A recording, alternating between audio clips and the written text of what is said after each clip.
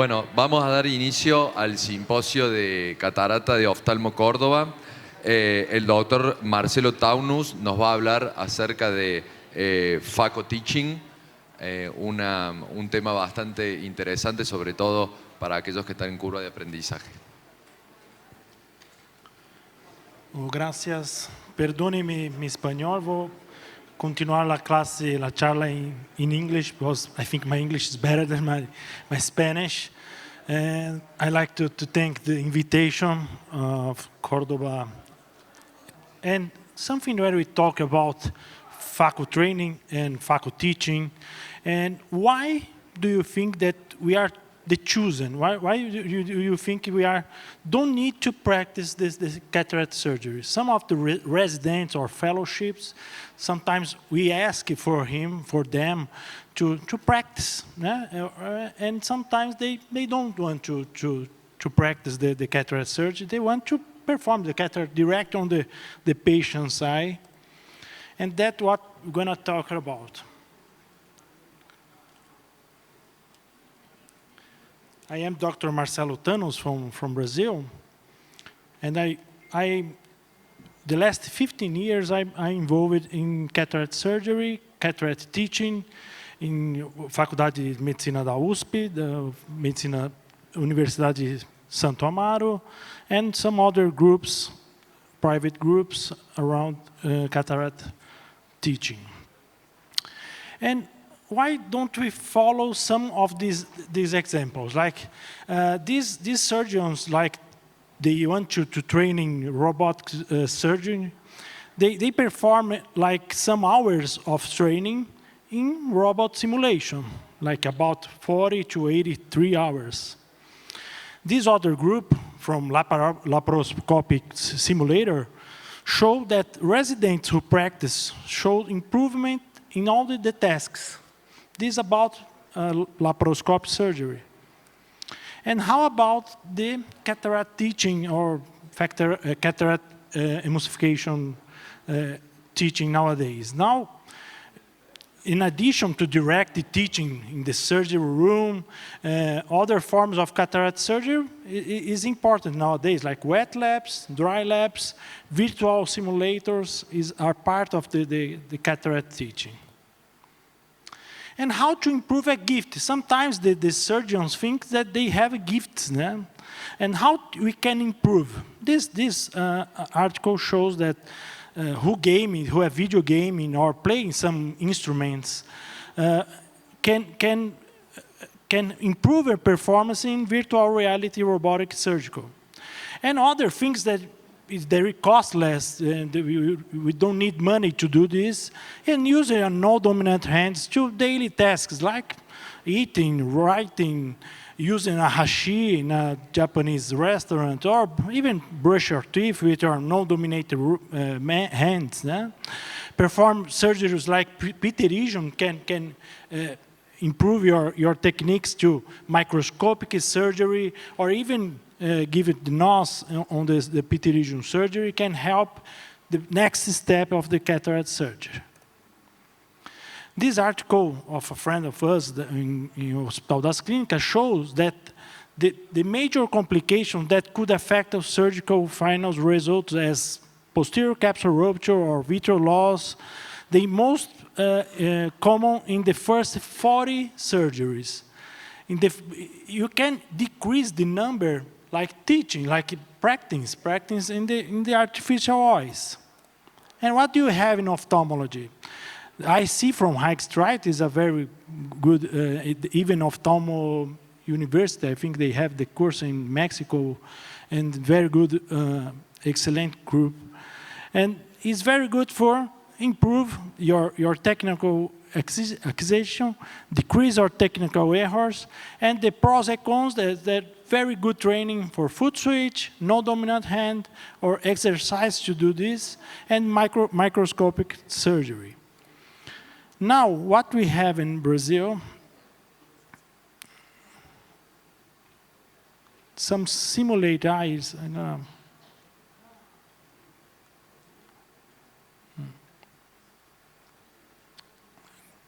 this is a plastic simulated eyes, then we can perform cataract surgeries. They are very good for training capsulorex or even chop the cataract.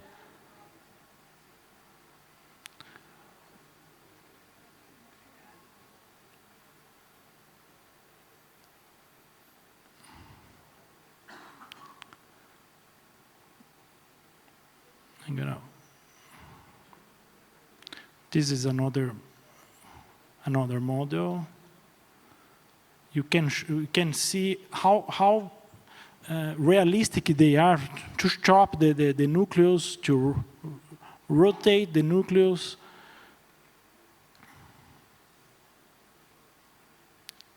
Some of movements that all over our life in medicine or in residentship, sometimes we don't do this with the no-dominated head. With simulator, we can perform and learn how to do this movement.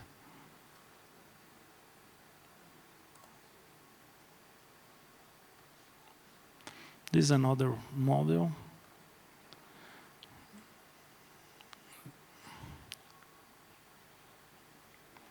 I always say to the residents or fellowships that I bet that if you do like 1, 2 days a week or even a month of this kind of simulation, I bet that they will increase and get better of cataract surgeries.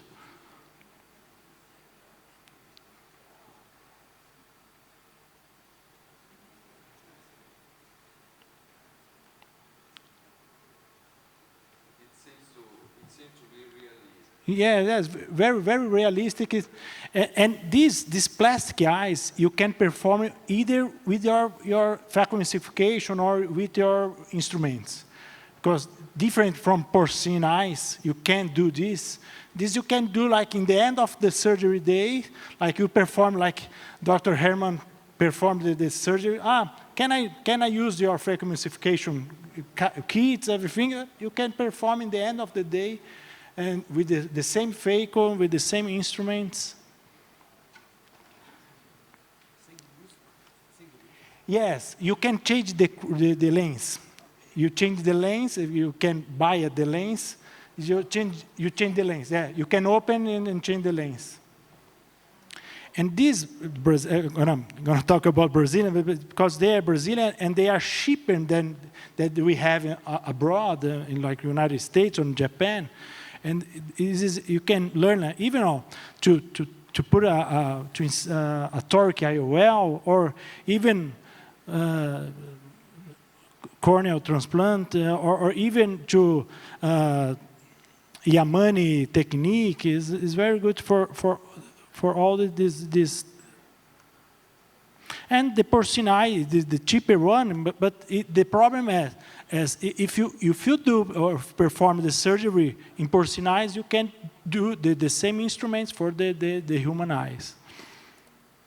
And the best way to learn phacoemulsification is study and understand the technique. It's not worse than you asking a surgeon what are you going to do in the next step, and they don't know how to do what to do and how to do the next step. This is very common nowadays. Study, understand the technology and master like phacoemulsification control, train the simulators, as you said. And this is something that from 2007 to now, they actively participate in the surgeries that you attend, understand the techniques, interpret the eyes reaction, and even offer the surgeon advice, something that you see on the operating room. Some of the residents or the fellowships are keeping on the mobile, yes? Keep on the Instagram or KitKat or TikTok or keeping looking on YouTube or Netflix. And sometimes the surgery that you're watching there can teach you a lot, yeah? I'd like to thank the invitation. And invite everybody to our Congress on USP in the end of the year. Thanks a lot. Gracias. Thank you, Dr. Marcelo Taunus.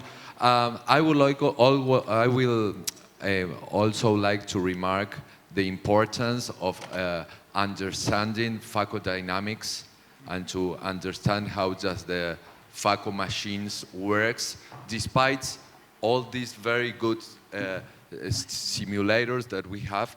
But I think pharmacodynamics for the beginners is very important to understand step by step. We start to get older and we start saying, in that time when I was resident, we keep on the phaco machine, Everest or Universal, and keep it there. Put sort of vacuum or aspiration and keep it like playing to see what you can do with the phaco machine. And today, sometimes, in my case in Brazil, I don't know here, but sometimes you say, did you notice that I hired the IOP, or I decreased the vacuum, and sometimes the resident or fellowship, they didn't notice or understand what are happening in the surgery room. Yeah? Bueno, no sé si hay alguna pregunta. Is there any question? Daniel, ¿alguien? Okay. Un comentario corto, sin lugar a dudas los simuladores ayudaron un montón a la nueva generación, más que todo lo que se aprendió, lo que vos decías de cómo es la facodinamia y la mejora de las máquinas. Hoy en día aprender facomulsificación es mucho más simple de lo que nos tocó a nosotros transicionar de la extracapsular, donde no había maestros casi que nos pudieran enseñar y ni ellos entendían a veces cómo funcionaban las cosas. Ahora está todo muchísimo más claro y la facodinamia es fundamental. Y la visualización, ¿no? Creo que los microscopios también nos han ayudado a poder ver mejor y poder desarrollar mejor la técnica. Bueno, pero para continuar, seguimos con la doctora Rosario Varalo, que nos visita desde Uruguay. Ella hace mucho glaucoma, pero bueno, ahora nos va a hablar acerca, también hace catarata, así que nos va a hablar acerca de catarata pseudofoliativa y su manejo. Bueno, muchas gracias. En realidad, como en la consulta de segmento anterior de glaucoma, tengo muchísima proporción de mis pacientes programados para catarata con pseudofoliación. Entonces, la idea es dar unos tips para el manejo de estos pacientes. Todos sabemos que cuando tenemos un paciente que tiene pseudofoliación y lo vamos a operar de catarata, es todo un desafío principalmente vinculado a 3 factores. Por un lado, la pupila, que puede tener problemas de dilatación, la zonulopatía y la presencia de glaucoma. Pero esto no siempre es así. De hecho, en el principio del espectro de la enfermedad de la pseudofoliación, la tasa de complicaciones de una cirugía de catarata de un paciente con pseudofoliación y uno que no la tiene es prácticamente la misma. Y entonces ese sería el primer tip que tenemos para dar, que es realizar una indicación temprana de la cirugía de catarata en pacientes con pseudofoliación antes que las cosas sean más complicadas. Pero también los pacientes con pseudofoliación tienen más riesgo de hacer fimosis capsular y esto lleva a largo plazo a la descentración del lente. Y sabemos que si tenemos una capsulorrexis amplia y bien centrada, nos favorece prevenir esta complicación. Para hacer una capsulorrexis amplia hay que ver, y entonces este sería nuestro segundo consejo, contar con las herramientas necesarias en caso de tener una pupila muy pequeña para poder dilatar esa pupila hasta lograr una dilatación media, ya sea stretching, los ganchos de iris o unos anillos de dilatación, cualquiera sea el dispositivo que sea el que nos quede más cómodo. La mayoría de los pacientes de pseudo en realidad ya tienen de por sí una pupila media, no es necesario usar esos dispositivos y simplemente tenemos que seguir el borde de la rexis o un poquito por debajo del iris hasta completar una rexis de unos 5,5 milímetros, que es lo que nos permite un buen overlapping del lente, pero a su vez que sea una capsulorrexis segura. El azul tripán, cuando la dilatación no es buena y tenemos poco reflejo, nos ayuda a visualizar. A la hora de hacer la facofractura, es mejor utilizar técnicas que cuiden la zónula, como son las técnicas de chop. Yo prefiero el chop vertical porque estoy todo el tiempo trabajando en la pupila y viendo lo que estoy haciendo sin meterme debajo del iris, que no sé cómo está la zónula, levitando los fragmentos y emulsificarlos en el plano del iris. Las maniobras de rotación del núcleo en estos casos siempre tienen que ser bimanuales y acordarnos de proteger el endotelio con pausas viscoelásticas porque los pacientes con pseudo tienen una disminución del conteo endotelial. Cuando vamos a aspirar el córtex, tenemos que hacer utilizando las fuerzas tangenciales que protegen la zónula en lugar de las fuerzas radiales, y también si podemos hacer una limpieza, si se ve, de las células de la cápsula anterior que disminuyen el estímulo a lo que es la fimosis. Un 15% de los pacientes que tienen pseudofoliación van a tener signos directos o indirectos de zonulopatía que los podemos reconocer en el preoperatorio. Por ejemplo, puede tener una asimetría en la profundidad de la cámara respecto al otro ojo, o una cámara anterior que no se correlaciona con el largo axil. También esta presencia de estas estrías capsulares al comienzo de la capsulorrexis, o lo podemos sospechar cuando vamos a tomar el último sector de córtex y vemos que la zónula no lo sostiene y nos es difícil extraerlo. En estos casos, el consejo es colocar un anillo de tensión capsular que va a equilibrar mejor las fuerzas para poder terminar nuestra cirugía con mayor seguridad. También el lente intraocular es importante elegirlo correctamente. Hay quienes pregonan poner un lente de 3 piezas en el sulcus capturando la órbita, la óptica, pero la verdad es que si el saco capsular está bien, es válido colocar un lente de monopieza en el saco, puede ser uno monofocal o un rango extendido, e incluso un lente tórico que puede ser más controversial. Si no hay signos evidentes de zonulopatía, hay registros de series que tienen seguimientos a mediano plazo donde son muy predecibles y seguros. También tenemos que estar familiarizados con las técnicas de mix. Cuando los núcleos son muy duros, los queremos rápidamente fuera del ojo, trabajar en una FACO con un núcleo de estas características en la presencia de zonulopatía o de un problema en las células endoteliales puede llevarnos a malos resultados y a complicaciones importantes. Entonces, ¿qué pasa con el glaucoma? Sabemos que la FACO baja la presión en todos los pacientes que operamos que tienen glaucoma, pero este efecto, cuando hay pseudofoliación, es mucho más importante y dura más tiempo. Pero en el posoperatorio inmediato, los pacientes con pseudo tienen más riesgo de hacer picos de presión muy altas, arriba de 30, y difíciles de manejar. Entonces, este es nuestro 9º consejo: atención con los pacientes con glaucoma avanzado y el pico de presión posoperatoria. Y si esa es la situación o el paciente no está en presión target, hay que asociar un procedimiento para tratar el glaucoma a la cirugía de cataratas, por ejemplo, una cirugía combinada. Y tomar todas las estrategias para minimizar este pico de presión, como puede ser aspirar todo el visco, incluso por atrás del lente, o implantar el lente sin visco, el uso de hemióticos intraoperatorios, la acetazolamida dada 1 hora antes de la cirugía, porque sabemos que el pico máximo es a las 4 horas, y la brinzolamida en el posoperatorio ha demostrado ser protectora. Y más adelante que el paciente ya está operado, pero tiene 10 veces más riesgo de hacer glaucoma si no lo tiene, y si tiene un glaucoma o lo hace, va a ser un glaucoma agresivo con presiones muy altas, con grandes fluctuaciones, con un nervio óptico más susceptible al daño, y por lo tanto tener pseudofoliación es un factor de riesgo de progresión del glaucoma y de ceguera. Es mayor ceguera incluso que en el glaucoma de ángulo cerrado. Entonces, este es nuestro último consejo y capaz que el más útil. Después que esté operado, derivarlo al glaucomatólogo para un plan de seguimiento por el glaucoma que es de por vida. Estos serían nuestros 10 consejos y eso sería todo.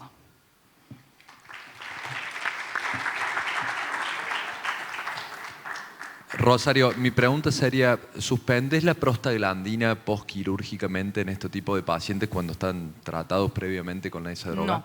No la suspendemos más. Otra pregunta, cuando vos detectás la inestabilidad zonular que pueden presentar los pacientes, ¿en qué momento decidís poner el anillo de tensión capsular? Bueno, el ideal es ponerlo en esa situación cuando ya no tengo el córtex, pero si estoy sacando el córtex y veo que la situación es inestable y que con mis maniobras puedo empeorar la situación de zonulodiálisis que pueda tener, lo pongo cuando lo tenga que poner y después veo cómo me arreglo para retirar esas masas. Bueno, muchísimas gracias, muy interesante. Bueno, vamos a pasar con el doctor Miguel Srur, que nos visita desde Chile. Miguel nos va a hablar acerca del manejo del paciente disconforme. Bueno, muchas gracias Tiziano por la invitación, muchas gracias a Noé también por haberme invitado a este excelente curso y felicitaciones. Bueno, el presbítero disconforme en el postoperatorio en gran parte a veces es culpa lamentablemente de nosotros, algunas veces del paciente, pero más que nada la carga es para nosotros. La gran mayoría de los pacientes, como vemos en distintos estudios que se han implantado un lente multifocal, 97% de ellos han determinado que volverían a elegir la misma cirugía, a pesar que algunas veces no han quedado muy contentos con ella. Sin embargo, los pacientes muchas veces nos refieren que el problema que han tenido es una mala visión de cerca o que la calidad de la visión no es tan buena como ellos pretendían. ¿Y por qué? Muchas veces el paciente se hace unas expectativas que nosotros no se las aclaramos inicialmente, y lo que sí, obviamente, sabemos todos es que todos estos implantes tienen que ser hechos en forma bilateral. Lo que más nos pega siempre es el error refractivo residual, que es la principal causa por la cual estos pacientes van a estar disconformes, y lo que nos va a dar la más mala calidad visual, tanto para lejos como para cerca. Tenemos que considerar, si el paciente queda con un error de una dioptría, prácticamente un 92% de estos pacientes van a tener problemas, y un 85% si el error refractivo fue de 0,5 o más. Y esto es importante porque en realidad cuando nosotros tenemos un target que ojalá vaya a ser entre un 0,5 y un 1, quiere decir que probablemente este tipo de pacientes van a quedar disconformes. No es lo mismo que cuando estamos colocando un implante, un lente monofocal. ¿Le podemos echar la culpa al lente? Sí, pero poco. Prácticamente el error de fábrica es menos de 0,4 dioptrías. Las causas son múltiples, la mayoría de ellas están acá, principalmente en el error del cálculo del lente. Muchas veces, como vamos a ver enseguida, no es la misma medición, cambios en la posición efectiva del lente, o nos rotó un lente tórico, ejes axiales en pacientes cortos o largos, altos miopes o hipermétropes, estafilomas posteriores, pacientes con cirugías previas o aquellos que se nos complicaron durante la cirugía. De la evaluación del preoperatorio ya se ha dicho mucho y esto lo volvemos a repetir. La gran mayoría de los pacientes tienen que ser evaluados por lo menos en la lámpara hendidura con una tinción de fluoresceína, si es que no disponemos de otro tipo de exámenes más avanzados. 60% de los pacientes con algo de hipolacrimia van a ser prácticamente sintomáticos y prácticamente un 50% de estos pacientes pueden llegar a tomar la fluoresceína. Y esto nos impacta principalmente en la biometría. 17% de los pacientes van a tener más de una dioptría del cilindro queratométrico entre 2 visitas y un 10% más o menos van a tener un error de cálculo de alrededor de 0,5 dioptrías en el poder del lente. Lo otro que tenemos que saber es que no todos los lentes son iguales, ¿no es cierto? Tenemos distintas curvas de desenfoque para distintas plataformas. Actualmente, eso lo voy a hablar en la próxima presentación, hay una nueva clasificación de todos los lentes intraoculares que fue mostrado ahora en ESCARS por Joaquín Fernández, que es una de las personas probablemente más inteligentes en oftalmología que conozco.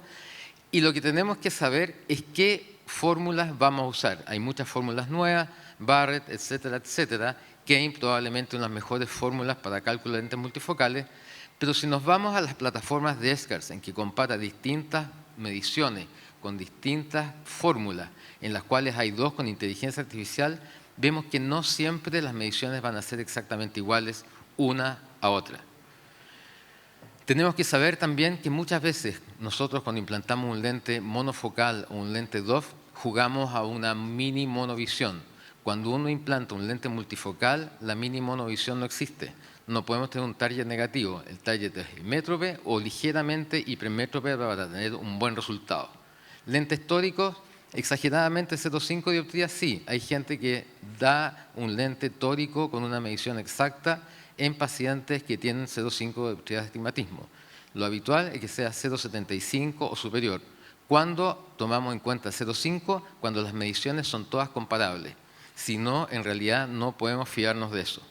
Y el astigmatismo corneal sí debe incluirse entonces en la planeación quirúrgica para no tener un astigmatismo residual. Sabemos que los monofocales nos toleran más o menos una dioptría de variabilidad en el astigmatismo.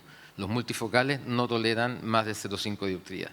Y para esto tenemos que ser conscientes que por lo menos tenemos que tener en el preoperatorio 2 mediciones del astigmatismo que sean similares.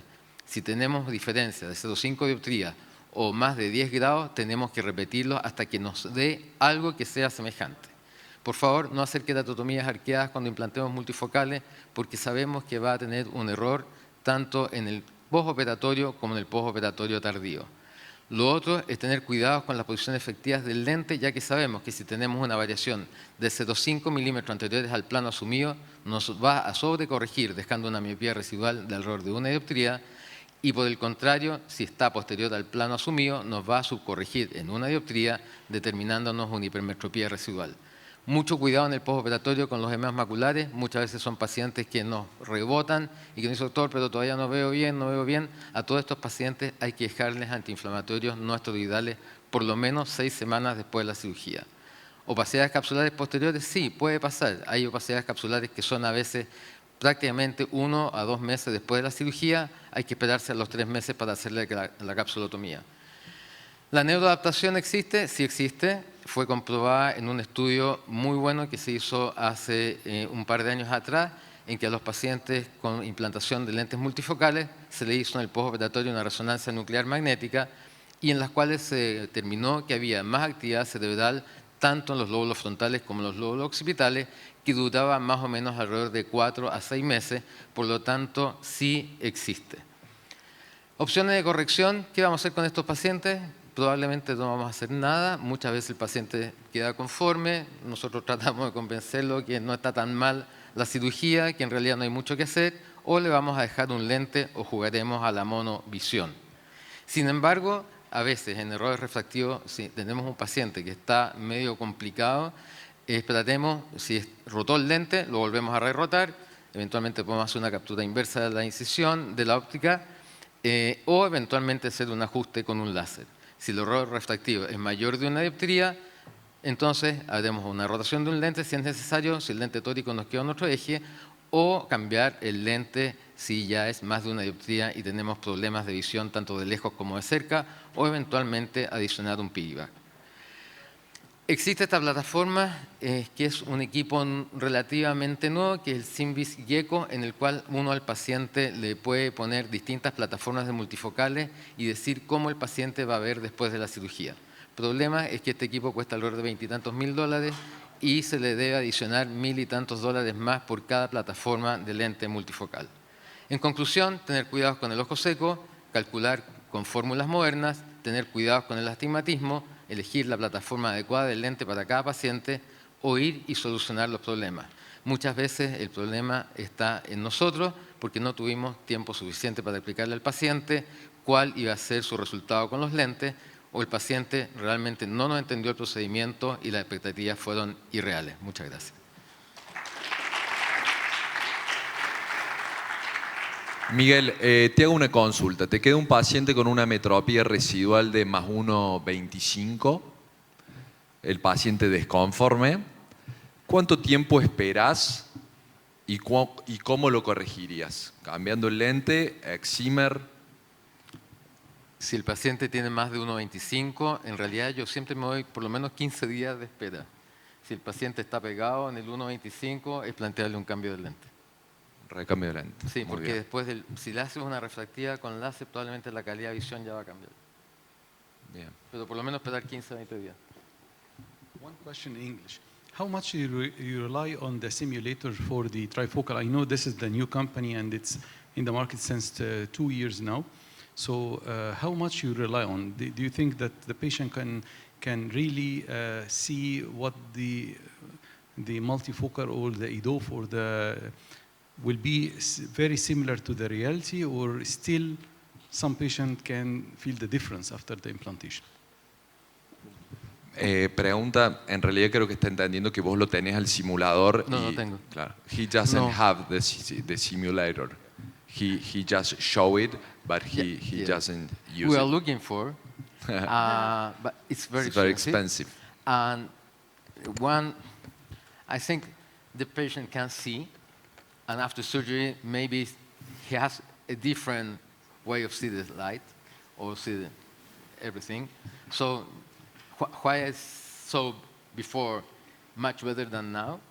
I don't know, but it's a possibility. Hoje, vou falar em português se tiver dúvida. Hoje eu acho que as lentes difrativas não são para todos. Como a cirurgia refrativa não é para todos, a lente difrativa também não é para todos. E muitas das queixas dos pacientes são a respeito dos anéis, dos halos e glare. Claro, tem toda essa lista que o doutor passou muito bem, mas muitas das queixas a gente necessita falar antes da cirurgia. Vai haver halos, vai haver glare, vai haver...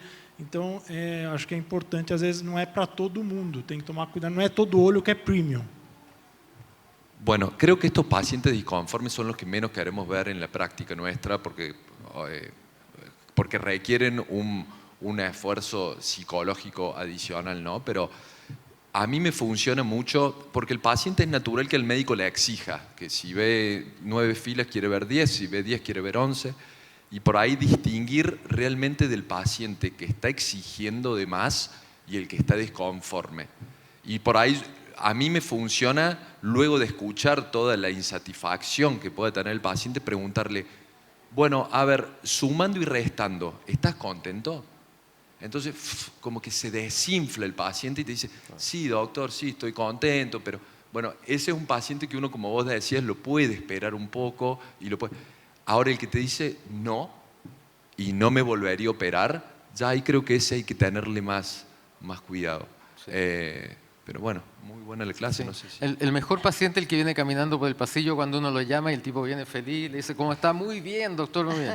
El peor paciente, el que viene y dice, sí, doctor. Sí, sí, sí. ¿Ve bien? Sí. Lo que quería contar con respecto a la parte de refractiva es que afortunadamente hoy en día las fórmulas son tan precisas que es raro que nos quede un +1,25. Sí. Generalmente nos quedan o un astigmatismo bajo o al revés, un -0,50 o -0,75. Y ahí yo creo que lo ideal es ser cauto, explicar al paciente que tenga paciencia y esperar el segundo o al tercer mes, porque muchas veces las cosas cambian con mejorar la superficie ocular, sí, con la neuroadaptación, a veces vemos, por ejemplo, cápsulas grandes que hacen pliegues sin ser opacidades, sí, hacen pliegues atrás de la óptica y eso le baja mucho la performance. Y quizás uno se apura a hacer una capsulotomía y ese paciente solo se neuroadaptaba o solo... Recuerden una frase de Hill que dice que la sumatoria, de Warren Hill, la sumatoria de pequeños defectos generan una gran incomodidad.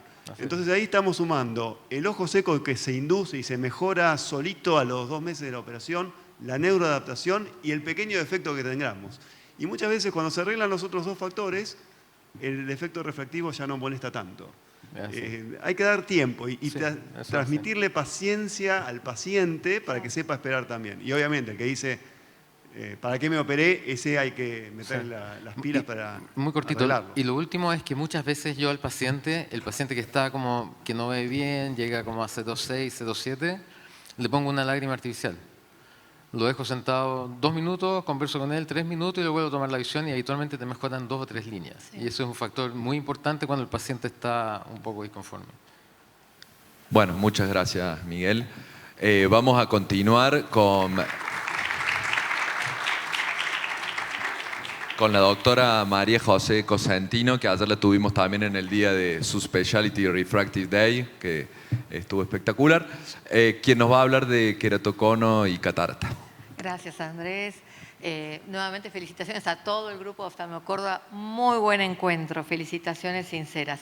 Bueno, ustedes saben, cuando uno encuentra un paciente con queratocono, estamos hablando de astigmatismo irregular, saben que es un paciente, depende de la edad, pero que entre la segunda, tercera, cuarta década empezó con esta patología, aunque tenemos pacientes, hasta a veces 1 de cada 10, que pueden tener una progresión del queratocono después de los 40 años. Atención con eso. También existe un crosslinking fisiológico que hay que tener en cuenta, relacionado con la edad. ¿Qué tenemos que tomar en consideración? Primero, los datos refractométricos, las topografías, las queratometrías a los 3 milímetros centrales, el astigmatismo corneal total. Ahora vamos a volver sobre este concepto. El astigmatismo que induce el cirujano, la longitud axil, por supuesto, y si hay o no progresión en este paciente que vamos a estudiar en cuestión.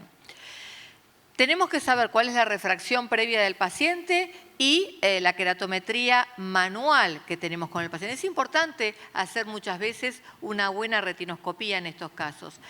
Y lo más importante de todo y que les puedo aconsejar para la elección de la lente es ver cuál es su mejor agudeza visual corregida, tanto lejana como cercana. Vemos, analizando la topografía, el tipo de astigmatismo que tiene, si es regular, si es irregular, si es un astigmatismo oblicuo, a favor o en contra de la regla, porque no es lo mismo tener un paciente con un astigmatismo a favor de la regla que en contra, o mucho menos oblicuo. Vayamos a la topografía, que en estos pacientes es crítico. Idealmente se tienen que tomar por lo menos 2 o a veces más para ver la repetitividad que tiene y la confiabilidad que tiene ese estudio que estamos haciendo, que muchas veces se asocian con artefactos debido a alteraciones de la superficie ocular. Atención con eso, porque recuerden que 1 de cada 3 de estos pacientes con queratocono tienen alergia asociada a ojo seco o ojo seco asociado a alergia, ¿verdad? Estas topografías que analizamos, antes de hacer el cálculo biométrico, tienen que tener resultados similares, sobre todo en el área de mejor visión, que son los 3 milímetros centrales. Clasificamos el tipo de queratocono y vemos qué astigmatismo corneal total tiene el paciente. Ahora volvemos sobre este concepto. Esto nos tiene que además ayudar a medir con otras topografías previas si hay progresión o no. Y si hay progresión, esperar 6 meses y evaluar de nuevo la estabilidad. Recuerden que cuando uno tiene cambios superiores a 0.75 dioptrías, tenemos que considerar que hay progresión. Y ese paciente entonces tenemos que detenerlo o con un crosslinking inducido o con el crosslinking fisiológico que va a ser parte de su evolución etaria. El astigmatismo corneal total es el que está dado por la sumatoria, la suma aritmética de la cara corneal anterior y la cara corneal posterior. Y ese es el que tenemos que tener en cuenta. Muchas veces veo cirujanos que solamente consideran los cálculos del astigmatismo que le da la cara corneal anterior. Por ejemplo, el cálculo de un mapa topográfico corneal anterior, los datos queratométricos del autorrefractómetro. Y todas estas medidas están dadas solo por la medición de la cara corneal anterior. Y nos estamos olvidando que la cara corneal posterior tiene un peso refractivo per se.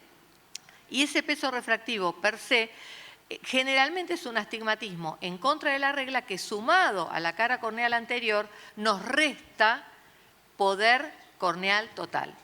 Entonces, sobre todo en los astigmatismos de alto monto, cuanto más elevado es el monto, tanto mayor es la posibilidad que tengamos de hacer un cálculo corneal total sobreestimado, porque estamos olvidando restar el poder de la cara corneal posterior.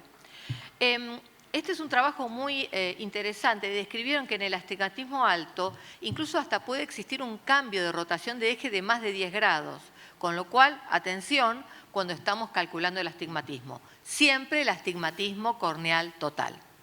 Tampoco debemos olvidar los factores inducidos por el cirujano en la incisión. El promedio más o menos es de 0.35 o 0.40 dioptrías.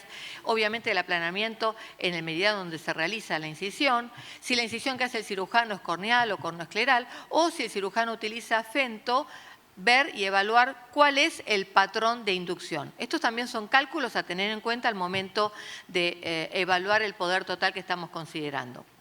Entonces, volvemos a repasar y ratificado por lo que es nuestra experiencia. Comparación de topografías, la refracción manual, la queratometría manual, la queratometría por autorrefractometría, el cotejo de la cara corneal anterior y posterior, dónde se ubica el queratocono, la variación que se genera al comparar las dos caras con el astigmatismo corneal total, la estimación de los 3 milímetros centrales, evaluar si vamos a colocar una lente tórica o esférica. Ahora vamos a ver cuál es por lo menos nuestra recomendación.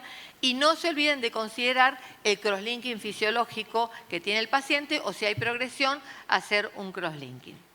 Entonces, cuando tenemos una catarata y hacemos la indicación de FACO en pacientes con queratocono, no olvidar el origen que tiene este cuadro, como les comenté, si hay estabilidad refractiva, si hay estabilidad topográfica y si tenemos un crosslinking previo hecho por el cirujano o el crosslinking fisiológico. ¿Qué estrategia tengo que hacer en estos casos para elegir la lente? Lo importante es ver el potencial visual que tiene ese paciente, fundamental, porque no solamente está la catarata, sino también tenemos un defecto en el plano corneal. Cuando no, por supuesto, descartar que el plano del segmento anterior esté en perfectas condiciones. Entonces, ¿cuál era la agudeza visual de ese paciente antes de la catarata? ¿Cuál es la mejor agudeza visual corregida actual? Si es buena, significa que el astigmatismo que tiene en su córnea generado por el queratocono no es tan preponderante. En ese paciente podemos colocar una lente tórica. Si ese paciente necesita, cuando hacemos la prueba de agudeza visual, ser mejorado por una lente de contacto rígida, ¿qué me está queriendo decir? Que el astigmatismo irregular que tiene ese paciente es alto.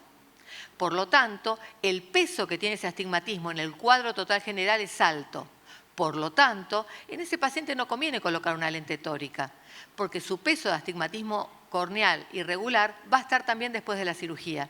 Entonces, una lente tórica no es aconsejable en estos casos. Lo complementaremos después con una lente posterior a la cirugía de catarata.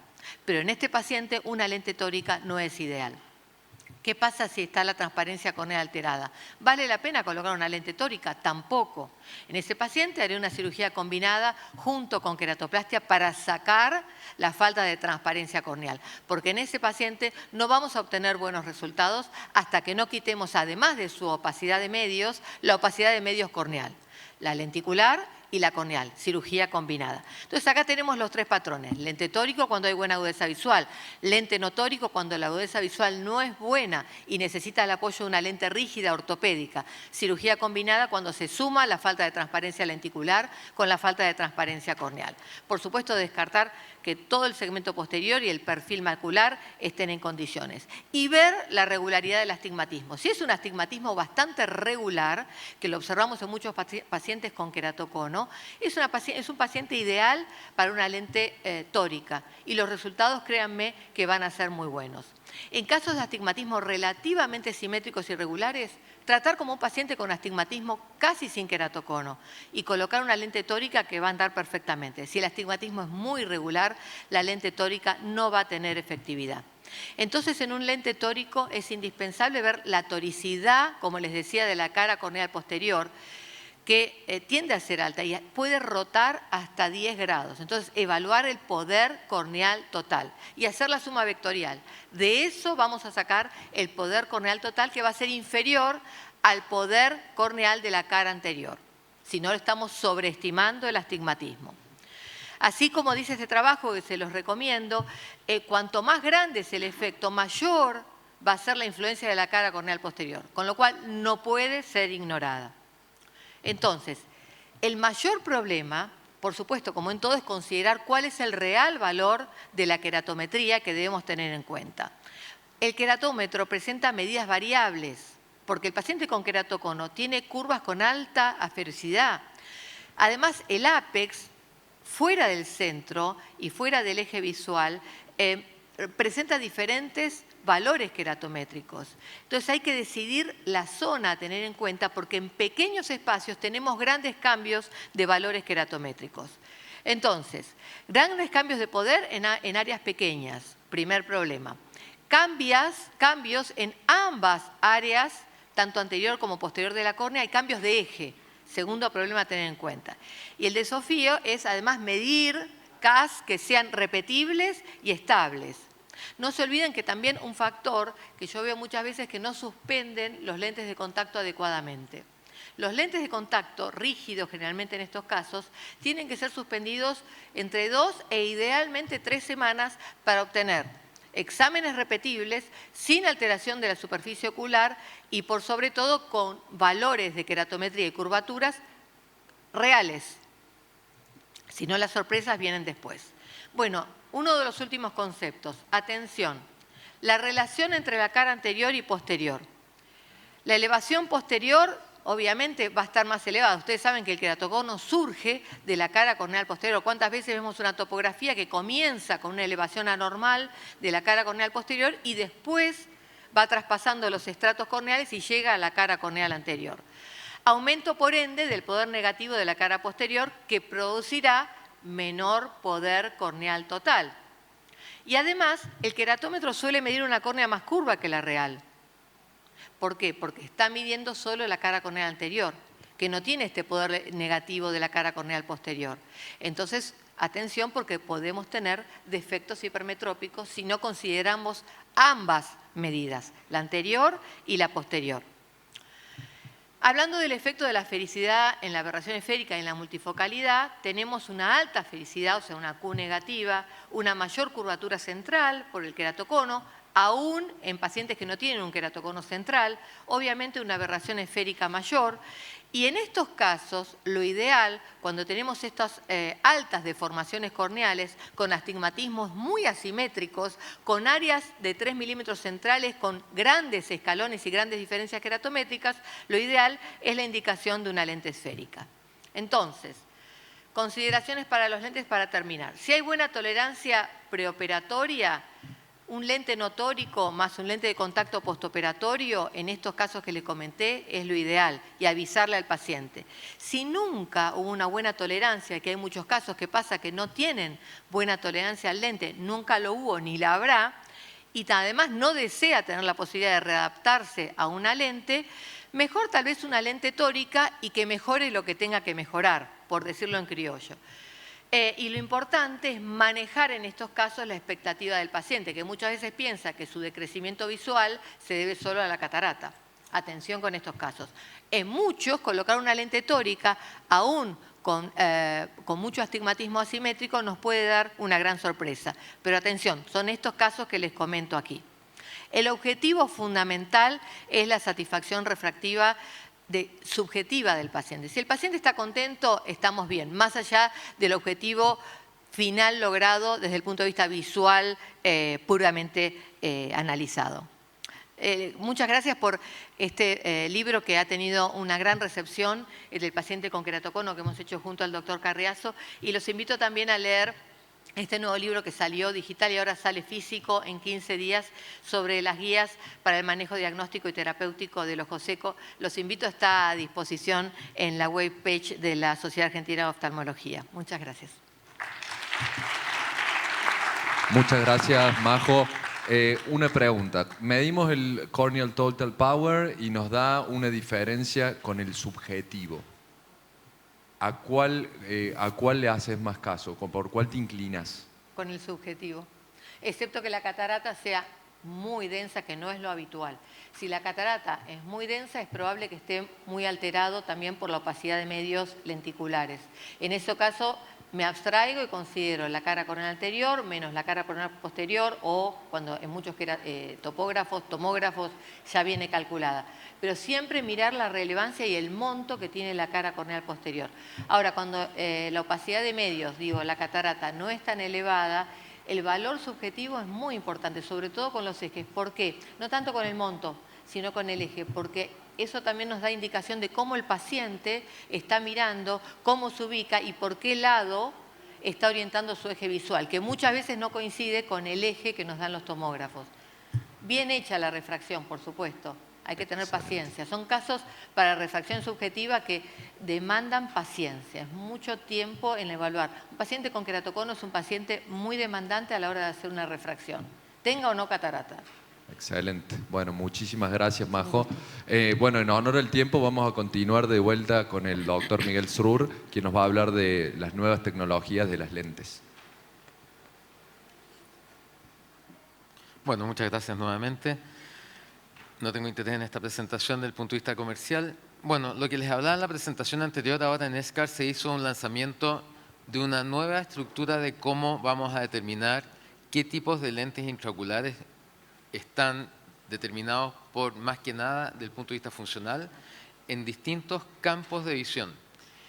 Y es así como Joaquín Fernández revisó mucha literatura y llegaron a la conclusión de que se dividen actualmente, antes decíamos monofocales, dos trifocales, actualmente ya vamos a tenerlo desde el punto de vista funcional, en los que son o eran EDOF en lentes de campo de visión estrecho, mejorado o extendido, y los que son los trifocales o multifocales que usamos actualmente van a ser derivados en continuos, suaves o una caída brusca de la curva de difocus.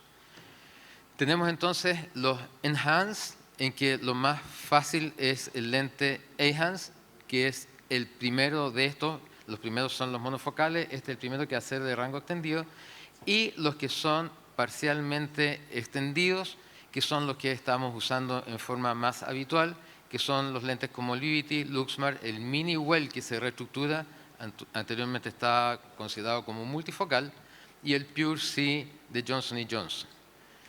Del punto de vista de los antiguos multifocales, estaría actualmente entonces los de full rango, que son continuos, como es el lente del Synergy, los de full range, que son suave, que es el Panoptix o una asociación de lentes que vamos a ver enseguida, o los antiguos Restore, en los cuales ya hay un cambio brusco de la curva de difocus en la visión a la visión de cerca. Voy a ir mezclando un poco esto en relación a los monofocales y los monofocales EDOF con la actual clasificación, si es que se queda, que es la de parcialmente rango extendido estrecho. Los lentes nuevos están los monofocales Lucia, pero más que nada los Lucivas de una pieza o hidrófobos. Lo importante es probablemente para algunos el Lucia, los modelos de 3 piezas, que tienen la ventaja que son mucho mejor en los casos en que vamos a hacer una técnica de Yamane. Y esto es porque a diferencia de los lentes que usamos como el MN60, la áptica es más blanda, se deformaba más, en cambio en estas la áptica es más rígida y se mantiene bastante estable encima en el surco. El Envista es un lente que estamos usando mucho actualmente por el costo bajo de muy buena calidad de visión en pacientes de lista de espera del gobierno. Van del rango de 0 hasta 30 dioptrías. El Envista Aspire de Bausch & Lomb, que es un lente que tiene un cambio gradual de la distribución de la luz desde el centro a la periferia, con lo cual disminuye las disfotopsias y tendría una curva mejorada si se compara en relación al Ehance en la visión de cerca. Este lente también de Bausch & Lomb, que ha sacado varios modelos nuevos, el Aptera, nos da prácticamente un agujero estenopeico, puede compensar hasta 1.5 dioptrías de astigmatismo, y si bien se comporta como monofocal, podría servir en casos como de queratocono, en algunos casos de astigmatismo irregular, o como el segundo ojo en un implante de un monofocal en el primer ojo. De los lentes EDOF o actualmente de visión extendida, está el Pure C de Johnson & Johnson, que también tiene un mejor rango de visión de cerca que el Ehance, que es el que se está usando más. Y un lente que ha entrado muy fuerte, que está compitiéndole mucho al Vivity, es el Luxmart, también de Bausch & Lomb, principalmente por costos. Cuesta prácticamente 1/3 de lo que cuesta el Vivity y tiene una visión bastante similar, tanto de lejos como de cerca. Consta de una periferia refractiva esférica con una zona de transición central con un centro EDOF. Aquí les quiero mostrar, para los que empiecen, a los que no han empezado, viene en un dispositivo que es un inyector que queda muy ajustado el lente. Por lo tanto, cuando uno lo va introduciendo, el lente tiene 4 ápticas, a veces cuesta un poco con el cargador que viene de fábrica colocarlo. Lo pueden sacar y lo implantan en el cartucho con el Monarch o con el Royal, con lo que usan siempre. Tiene 4 asas, a veces las asas quedan dobladas, es un lente un poquitito más rígido desde el punto de vista del acrílico. No se preocupen, déjenlo, el lente se sostiene muy bien, a pesar de que 2 de las ápticas quedan un poquito dobladas, en menos de 12 horas ya están en su posición. A veces se puede demorar más, pero es un lente bastante estable que tiene bastante buena visión de cerca. Otro lente interesante salió de Hanita, el Intensity, que tiene menos disfotopsia y tiene buena visión tanto de lejos como de cerca. El Technics Symphony Plus, el cual incorporó un filtro de luz ultravioleta, con lo cual disminuiría más o menos en alrededor de un 29% los halos. Y del Clarion Vivity, ya todos saben, en realidad esta es la nueva plataforma de Alcon que hace mucho tiempo quería haberla cambiado, que es un nuevo material, que es un material libre de glistening, a diferencia de otras plataformas de otras marcas que ya lo habían sacado con mucha anterioridad. Un lente que se caracteriza por estrechar y elongar el foco de visión, con lo cual nos da buena visión de lejos, de media y de cerca. Y este es un lente muy interesante que acaba de ser introducido y presentado en ESCARS también, que es el primer lente con una óptica en espiral. Y el lente en realidad es un diseño revolucionario, hasta ahora no se había visto un lente así. el doctor Gatinel hace mucho tiempo que ha hablado de estos lentes en espiral, y la ventaja de este lente es que tiene una muy buena curva de defocus y prácticamente no genera disfotopsias en comparación a un trifocal. El Mini Well de SIFI, que era un lente multifocal hasta hace poco, hasta esta nueva clasificación, nos combina una óptica refractiva con una óptica difractiva. Es un lente que usamos en la clínica, tiene muy buen cerca. El problema es que lejos se demora el paciente varios meses en mejorar la visión de lejos. Por lo tanto, a diferencia de otras plataformas multifocales en que el paciente dice estoy viendo muy bien, doctor, de lejos, y de cerca ya estoy empezando, este es un lente que se demora más en mejorar la visión de lejos. Desde el punto de vista de los trifocales, están los lentes actualmente en la clasificación como de un rango extendido continuo o suave, como es el Clarion Panoptix, el cual introduce un nuevo cargador que es el Monarch 4, y esto es para que el lente no se rote, pero yo les quiero mostrar que con el Monarch 4, y esto ya se lo reporté a Alcon, el lente también se puede rotar. Aquí estamos colocando un Panoptix Clarion, en el cual, si se fijan, el lente está al revés. Si les llega a pasar esto, pongan más viscoelástico, profundizan la cámara y lo pueden rotar, teniendo el cuidado, por supuesto, de no pasar a llevar el endotelio. Para eso, entonces, cuando vean que está entrando el lente, háganle una rotación al cargador, ya sea con el Monarch, con el Royal o con el Autocero, con lo que sea. Porque a veces el lente va a hacer esto, porque el lente es un lente más blando. Por lo tanto, si rotan un poco el rotador, va a entrar en su posición final normal. Pero si llega a quedar en sentido inverso, lo pueden rotar en la cámara anterior. El Technic Synergy, que ya lo conocemos, que tiene una óptica difractiva trifocal con una adición EDOF para cerca. Y la gran novedad es que son los Blend Mix or Match, que lo hemos usado muchas veces. Yo lo uso principalmente en pacientes que están dudosos, que con los halos, doctor, pero yo quiero igual ver bien de cerca. Primero les coloco un Vivity en un ojo, veo cómo el paciente queda con la visión de cerca, el paciente no tiene disfotopsia. Si el paciente me dice, doctor, pero igual yo no veo nada de cerca, al otro ojo eventualmente le coloco un Panoptix. El blend se puede hacer con Symphony y con Synergy, o se puede hacer también con el IC8 Aptera con un monofocal en vista. Ha tomado tanto vuelo este concepto que actualmente salió un lente de Crystalens. Este no es el mismo Crystalens de antes, cuando colocamos los primeros lentes que iban al saco capsular, que es una firma francesa la cual desarrolló este lente que se llama, o este sistema, que es el Artis Symbios, y es Symbios porque incorpora inmediatamente ya un lente trifocal para un ojo y un EDOF para el otro ojo, incorporando entonces un blend desde fábrica, con lo cual los pacientes tienen un buen rango de visión de lejos y de cerca, con menos posibilidad de disfotopsia. Lentes nuevos que están apareciendo, este es el Arti Plus de Oftec, que es un lente para presbicia en pacientes jóvenes menores de 50 años. Sin embargo, alguien me estaba preguntando ahora, estábamos hablando del Artisan, en alguna época pusimos muchos Artisan, yo desde hace los últimos 10 años he sacado muchos Artisan. Por lo tanto, creo que el concepto de haber fijado lentes al iris no fue una buena idea. Están llegando muchos pacientes después de 20 o 25 años de operado con mucha pérdida de células endoteliales.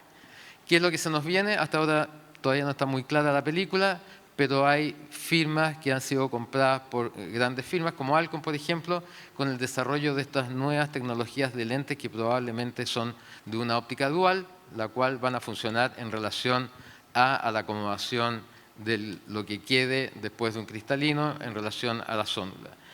Hay distintos modelos, distintos tipos, como el OPIDA, que en el fondo van a funcionar en relación al esfuerzo acomodativo del músculo ciliar, mejorando tanto la visión de lejos como parcialmente la visión de cerca. Power Vision es otra firma que compró Alcon, también están desarrollando este lente que tiene como un tipo de gel líquido dentro de su áptica y de su óptica, la cual con la acomodación puede eventualmente hasta corregir 2.2 dioptrías. El AcoLens es un lente que desarrolló el doctor Alliot, que es un lente que cabalga sobre el otro con la acción del músculo ciliar, y eso eventualmente podría mejorarnos la visión de cerca. Jelly-C, también otro dispositivo, que es un lente de una alta claridad, que funciona también con la acomodación. Y Spyglass, que es otro lente que tiene la ventaja de que puede introducir medicamentos con cartuchos recargables que eventualmente pueden funcionar durante 3 años, con lo cual los pacientes con glaucoma se aseguran de tener su tratamiento.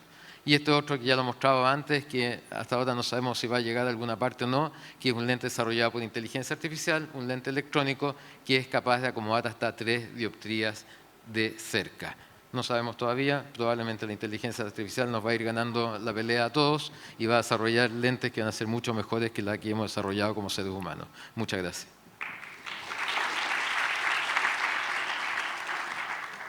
Miguel, una consulta. ¿Qué tecnología en lentes intraoculares elegirías vos si te tuvieses que operar? Me lo preguntan siempre y hasta el día de hoy estoy dudoso. Pero primero me pondría un Vivity. Un Vivity o eventualmente un EDOF, lo de esto de visión extendida. Y yo creo que al segundo ojo, los lentes que yo más pongo en este momento son casi un 70% Vivity. Ahora estoy pasando a Luxmer por costo, ¿eh? Y estoy poniendo un Panoptix, más o menos el 30%. A lo mejor me pondría un blend con un ¿Harías Panoptix. un blend? Bien. Sí. Bien. And what about here in the panel? What kind of technology would you prefer on your own eye? Because I'm a person that little bit meticulous. So if I'm still in practice, I'm doing surgeries. So and I want to change the lens, so I will go for mini monovision. If cataract, I got cataract. But if I got cataract after I leave work, so definitely I'm going to go for lens that has a trifocal technology with less photopocotomna, because I want my life, by the end of my life, to be free of glasses. So this is my way of thinking. I think I'm gonna something like enhanced mono plus that we call with no diffractive rings or halos or glare, something like EMV or something like this, and then maybe a mini monovision. That's I'm gonna talk tomorrow. There's a spoiler of my class tomorrow about the mini monovision, and this is, I think, because I've never had glare or halos. I think it's for me it's gonna be better. Sí, yo estaría en debate de si ponerme EDOF con mini monovisión, un 0.75 en el nodo dominante. En mis pacientes les amplía muchísimo la visión cercana, o un trifocal en el nodo dominante y un EDOF en el dominante. Bueno, la plataforma que yo uso es Vivity y Panoptix, y lo veo en los pacientes, y eso es lo que querría para mí, dependiendo un poco, no sé, el día que me tenga que operar, ¿no? Pero hoy haría... Falta mucho. Y con respecto al blended vision que decía recién Miguel, yo generalmente hago el camino inverso. Es decir, pongo el trifocal en el no dominante, y si el paciente está molesto con los halos, le pongo el EDOF en el dominante. Es una alternativa. Es raro que el que arranqué con en el EDOF en el no dominante me pida más visión de cerca después en el dominante. Y la mini monovisión con EDOF lo decido de acuerdo a las actividades del paciente. El que maneja mucho y quiere la mejor visión de lejos posible, obviamente la mini monovisión ahí no sirve. Bueno, yo tengo un menos 0.75 y para hacer deporte o para ver bien de lejos uso hasta lentes de contacto, y tengo una muy baja tolerancia al desenfoque, entonces creo que no me podría nunca hacer una monovisión. Y tampoco me gustaría tener un lente distinto en un ojo que en otro. Creo que iría por un trifocal en ambos ojos. Bueno, seguimos. Vamos a continuar con el doctor Daniel Badosa, quien nos va a hablar de mis elecciones de las lentes en el 2024.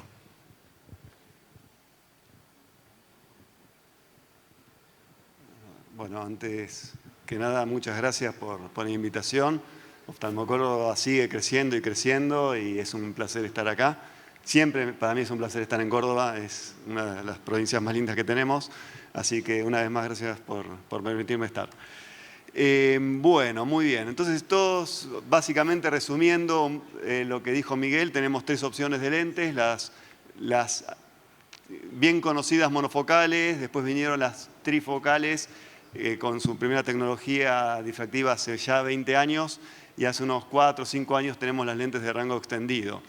Y la indicación de las lentes yo la baso en 2 pilares. Uno es la evaluación del paciente en el preoperatorio y del ojo del paciente, mejor dicho, o de los ojos del paciente, y el otro es la charla con el paciente. Todo esto ya se sabe muy bien, así que la parte en honor al tiempo lo voy a sacar, pero cuando logramos juntar un estado ocular adecuado, es decir, un ojo en muy buen estado en todos sus parámetros, actividades del paciente adecuadas y expectativas del paciente congruentes a lo que esa lente que le vamos a proponer logra, ahí es donde tenemos el éxito de la recomendación y el paciente feliz. Un detalle importante, soy muy agresivo corrigiendo el astigmatismo. Como dijo antes Miguel, es una parte muy importante, una causa muy importante de insatisfacción a los pacientes y entonces hay que corregirlo antes. Y para mí la mejor estrategia no son cortes en la córnea, sino la lente tórica. Y si se fijan en este trabajo, la prevalencia de astigmatismos arriba ya de 0,75 ronda el 60% de los pacientes, y en la torta que hay al lado ven mi casuística donde las lentes no tóricas son solo 1 de cada 3. En todas las demás corrijo el astigmatismo y mayormente las que más uso son las T2 y las T3. Entonces hay que prestarle mucha atención a eso. Y sin lugar a dudas, esta es Gaby. Casualmente participé en una travesía de mountain bike en Salta la semana pasada y estaba en el grupo. Ella siendo relativamente joven, tenía catarata y sin lugar a dudas una lente trifocal es la que mejor logra independencia a todas las distancias, y con esas lentes puede ver el Garmin, puede ver de lejos, todo en simultáneo sin tener problemas de enfoque. Pero sabemos los problemas de halos que tienen las lentes con tecnologías difractivas y la pérdida de visión de contraste, que quizás no se habla tanto, pero es muy importante en nuestros pacientes, en especial los que manejan de noche, que pierden capacidad de visión no solo por los halos, sino por discriminación de las cosas. Y el tema de la neuroadaptación, que hay que esperar, son un montón de procesos neuronales muy complejos, que hay que esperar alrededor de 6 a 9 semanas a 12 semanas para que se complete. Entonces, trifocal, sin lugar a dudas, tiene que ser un ojo perfecto, o mejor dicho, pacientes con el par de ojos perfectos, con buena motilidad extraocular, todo impecable, en lo posible que hagan actividades que no sean demasiado demandantes visualmente y que tengan buena onda. Cuando uno tiene eso, el paciente va a estar muy feliz. Y dentro de toda la gama de cosas, de situaciones donde no hay que poner trifocal, las que les recalco son en los que tienen una cirugía previa con excimer o con queratotomía radial, en especial pacientes con miopías preoperatorias al excimer muy altas, con cualquier tipo de hipermetropía, pero fundamentalmente cuando pasen las 2 dioptrías, o con tratamientos descentrados. Por eso que es fundamental en el preoperatorio tener una buena evaluación de la córnea. Y ahora tenemos una nueva generación de pacientes, ya la generación de baby boomers se va achicando y vienen los pacientes sub 70, que creo que es la generación X, con las letras ya me estoy perdiendo. Y estos pacientes con el tema de las pantallas no necesitan tanto ver la letra chica. Es decir, hoy en día alejamos las cosas de acá, son pacientes muy activos que hacen deportes. Hay pacientes de 80 años que hacen tiro y juegan al tenis, así que imagínense sub 70, que andan en la ruta y les gusta ir rápido, entonces necesitan buena calidad de visión y no necesitan tanta visión de cerca para letras muy chiquititas. Por lo tanto, ya al no ser tan necesario, nos permite jugar con esta nueva tecnología que es la de rango extendido. Yo con monofocales plus tengo muy poca experiencia, me manejo más con rango extendido, donde la idea original era el Symphony, que se postulaba un foco elongado que permitía ir de una forma continua desde lejos hasta la intermedia. En tema, como era difractivo, generaba los halos en tela de araña, nunca me entusiasmé mucho con esos. Sí, cuando aparecen las lentes EDOF no difractivas, es donde empiezo a utilizarlas y realmente estoy muy conforme y muy sorprendido con los resultados. Y acá, en este trabajo, lo que hicieron fue adaptar una cámara de fotos, poner la lente, y realmente es una simulación bastante real de lo que enfoca la lente. Y entonces pueden ver las dos imágenes de al lado con tecnologías difractivas, cómo se pierde la calidad de contraste con respecto a las imágenes superiores donde tenemos una monofocal y una monofocal plus. Lo mismo con los halos, fíjense la diferencia entre la bifocal, que es la peor, y la monofocal, y la monofocal plus no es tan distinta. Y la diferencia del trifocal en todas las curvas de desenfoque es que van a dar muy buena visión de lejos, sin diferencia con un monofocal, muy buena intermedia, incluso mejor que la de un monofocal, pero no tan buena visión cercana. Entonces, los EDOF los uso básicamente en casi todos los pacientes donde no van los multifocales, aquellos que no tienen una buena superficie ocular o mínimos defectos endoteliales, ya para mí no son buenos candidatos para multifocales, o donde no podamos medir bien el largo axil y tener una refracción precisa en el posoperatorio. Obviamente, pacientes, como dijimos antes, que requieran muy buena definición para sus actividades habituales o que tengan una personalidad que sabemos que los trifocales le van a incomodar. Y donde fundamentalmente hay que aplicarlos, y este es un trabajo muy interesante de Filomena Ribeiro, publicado hace unos años con el Symphony, es en los post-refractiva. Los resultados mejoran muchísimo la distancia intermedia y la independencia de los anteojos con respecto a los monofocales. Y no alteran la visión de contraste. Acá está la típica, que si era un posoperatorio de miopía, tenemos que ir por una lente asférica negativa, y si es un posoperatorio de hipermetropía, ir con una lente esférica. Y los EDOF arriba de 26 dioptrías, cuando el cálculo me da 26 dioptrías, generalmente ya ahí descarto los trifocales y pongo una lente de rango extendido, porque la amplitud focal que tienen estas lentes de alto poder es tan alta, donde ustedes pueden observar este paciente, coetáneo a nosotros, un amigo de hecho, con ese preoperatorio de más 1,75 y más 3,75, y miren la tira refractiva al lado, con una lente de un Eyhance de 25 y uno de 29, en ese momento las Vivitis no pasaban de 25, por eso le puse el Eyhance, y realmente quedó, siendo una monofocal plus, quedó viendo 20-20 de lejos y Giger 1 de cerca, sin corrección. Así que es una muy buena opción. En el glaucoma, que siempre era un cuco corregir la presbicia en el glaucoma, hoy en día con las lentes de rango extendido, todo paciente que tenga una sensibilidad retiniana central aceptable en los 10 grados, pueden quedar muy bien, y pueden ver este caso con un nervio óptico extremadamente dañado, como en el posoperatorio la agudeza visual de lejos fue de 20-25 en el ojo derecho, y de 1M, que es casi la penúltima párrafo en nuestra cartilla de lectura en cerca, y una refracción ligeramente en 0,25 en el posoperatorio. Un 0,25 es a lo que hay que apuntar en EDOF, porque eso nos potencia muchísimo el cerca. Y fíjense esta paciente con un agujero macular, muy mala visión de cerca con corrección en el preoperatorio, se hace la vitrectomía. Cuando hacemos la evaluación de la vitrectomía vemos que con la corrección de cerca llega a tener muy buena agudeza visual, por lo tanto le pongo una lente de rango extendido y no sé por qué tardó en salir. Y fíjense ahí el resultado posoperatorio con esas lentes, nuevamente con una miopía de 0,12 en el izquierdo y 0,35 de equivalente esférico en el derecho, la paciente llega a ver 1M en la cartilla de cerca. Una alternativa en estos casos es lo que yo llamo la trifocalidad en dos tiempos, que es corregir perfectamente el astigmatismo con una lente monofocal en la operación de catarata y a posteriori poner una lente trifocal en el surco. Esto uno lo puede hacer en el mismo momento, que creo que es lo que hace la mayoría. Yo prefiero postergarlo un tiempo, postergarlo un par de meses, como para que con la misma lente trifocal, si nos quedó un defecto refractivo mínimo, lo podamos corregir también y que el paciente tenga mejor visión de cerca.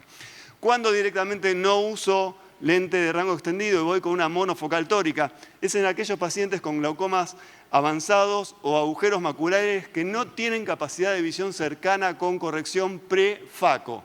Entonces, en esos casos no tiene sentido hacerle gastar en una lente que dé corrección de presbicia y vamos directo a una monofocal, y si hay astigmatismo le pongo la monofocal tórica. Y obviamente en aquellos pacientes con lentes mayores a 30 dioptrías, donde eso que charlamos antes de las EDOF entre 25 y 30 se potencia, y acá pueden ver esta paciente que con una lente de 32, corrigiéndole un astigmatismo bajo que tenía, logra tener sin corrección 20/25 y 0/75, que es el segundo párrafo de abajo, en cerca, teniendo un resultado prácticamente como el de un multifocal, sin los halos y protegiéndonos de cualquier vicio refractivo que sería catastrófico en un multifocal y que son propensos estos pacientes. Y cuando directamente no uso la lente monofocal tórica es en aquellos pacientes con mucho daño glaucomatoso, que ven cuentadedos a nivel temporal o una maculopatía fibrosada, que no tienen visión central y donde uno los opera para aumentarles, en el caso de los pacientes con maculopatía, el campo visual periférico, o para reducir una fotofobia inducida por la catarata que le altere en lo poco que puede hacer en su vida cotidiana. En esos casos vamos directamente con una monofocal. Entonces, más o menos en conclusión, las lentes de rango extendido hicieron, acá les muestro un par de listas separadas, unas de marzo, otras de noviembre del año pasado, donde pueden ver que hoy en día la corrección de la presbicia la podemos aplicar básicamente en un 70% de nuestros pacientes cuando uno hace toda una evaluación preoperatoria bien detallada.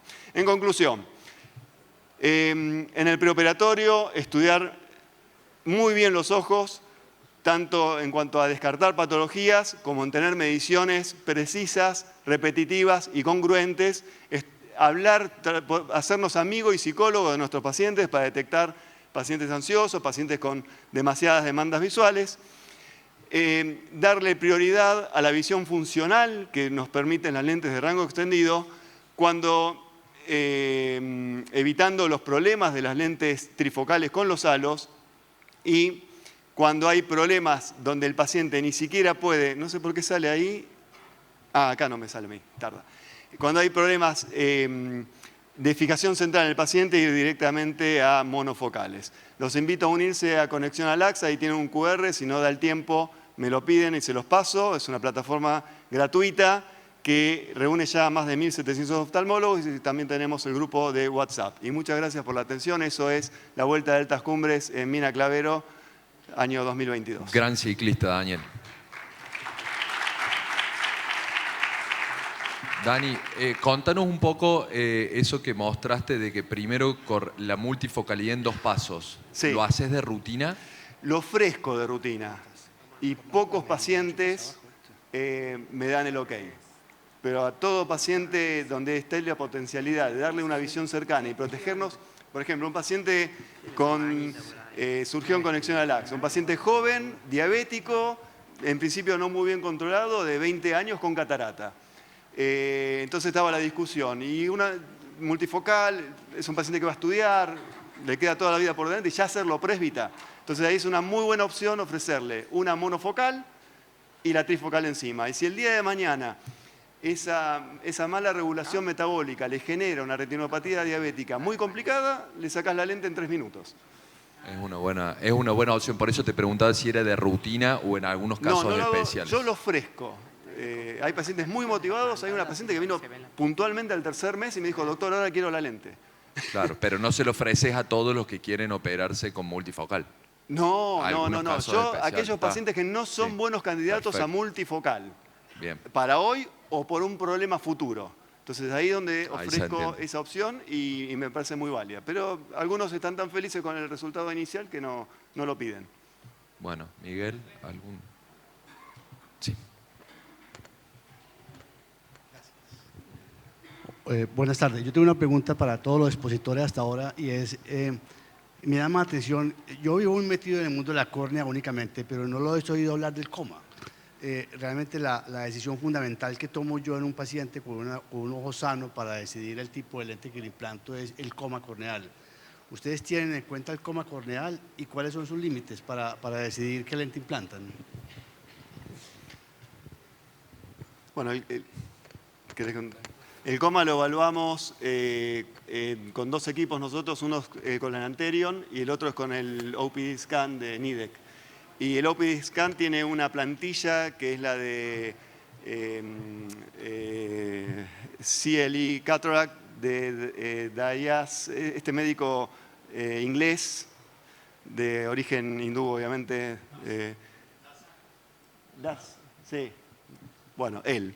Y tiene resumidito abajo los parámetros. Generalmente arriba de 0,5 de aberraciones altas, corneales, obviamente te los separa por la interna y la total, uno prefiere no poner multifocales. Pero es algo a considerar el tema de las aberraciones, sí, seguro. Bueno, en honor al tiempo vamos a continuar. Gracias, Daniel. Vamos a continuar con el doctor Nicolás Fernández Mejía, que nos va a hablar acerca de complicaciones en SMILE. Bueno, gracias Andrés, gracias Tiziano y Noé y Germán. Y felicitaciones, la verdad que cada año se superan. Así que un placer estar acá. Esto no tiene nada que ver con el cristalino y los lentes intraoculares, pero bueno, tocó.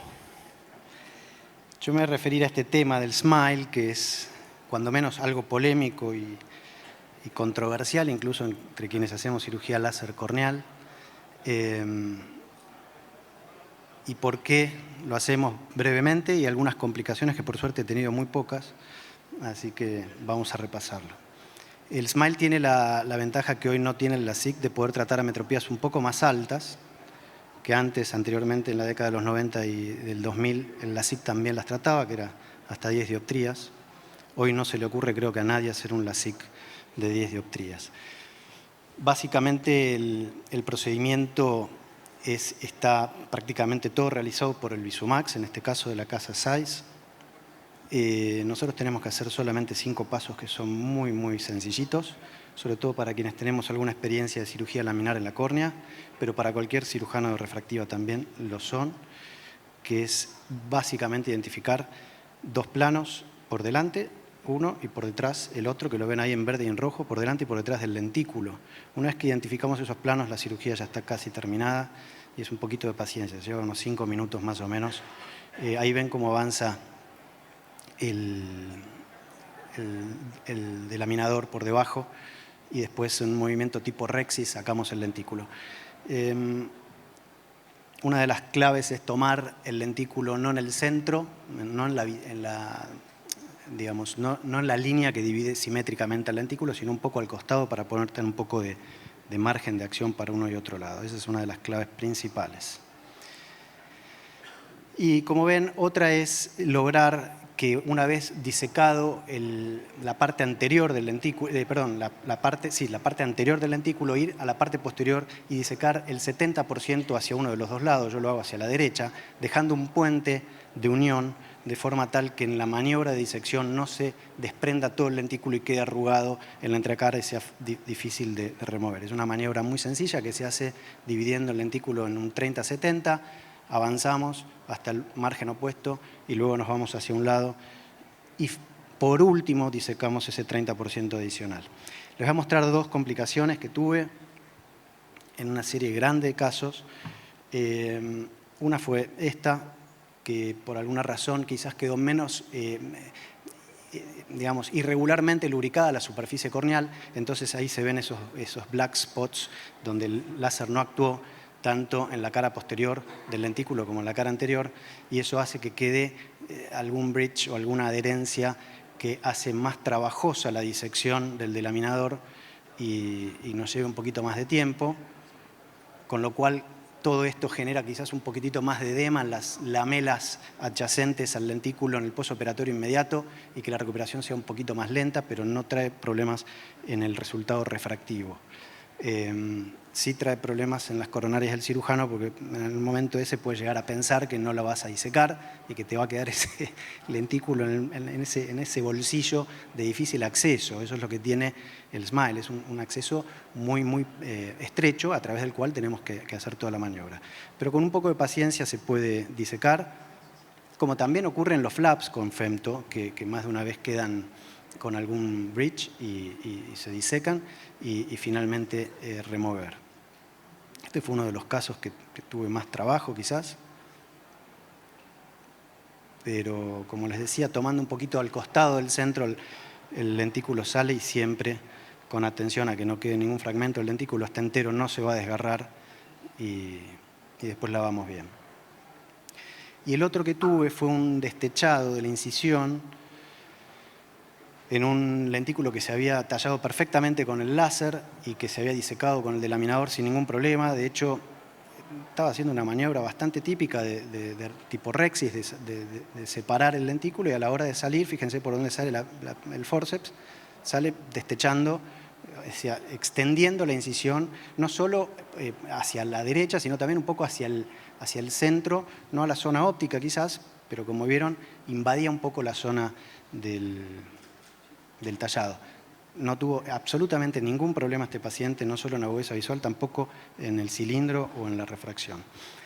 Me puse a revisar cuántos smiles se hace. Se hace poco, en los últimos 5 años se hicieron promedio 35.000 smiles por año en Estados Unidos versus 1 millón de PRKs y femtolasics. Es decir, bastante poco. Quizás porque la tecnología es cara y quizás porque estar metiéndose en las lamelas y qué sé yo, bueno, no da tantas ganas de hacer. Pero realmente es una técnica totalmente reproducible si uno sigue los 5 pasos esos sin problema. Como les decía, la recuperación es un poco más lenta, no es a las 24 horas, quizás son 72 horas porque hay un poquito de edema. De hecho, lavamos esa entrecara y esa entrecara queda con líquido, porque no sale como en el LASIK que uno la exprime más fácilmente.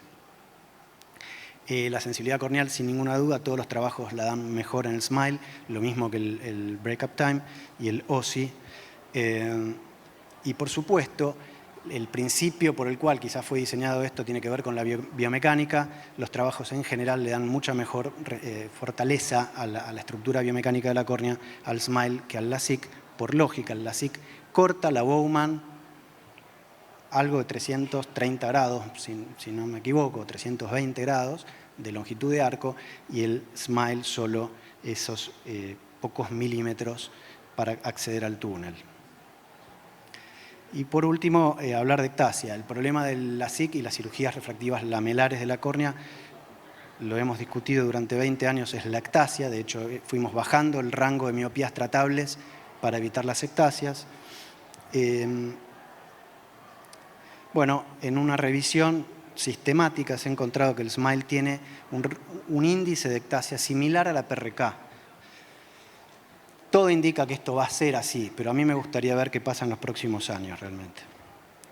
Así que no viene a reemplazar el SMILE a mi manera de ver. Yo sigo haciendo PRK, sigo haciendo femtolasic y por supuesto que hago SMILE. Me encanta el SMILE y además es una cirugía en la que uno participa un poco más, que le da un poco más de sentirse un poco más útil.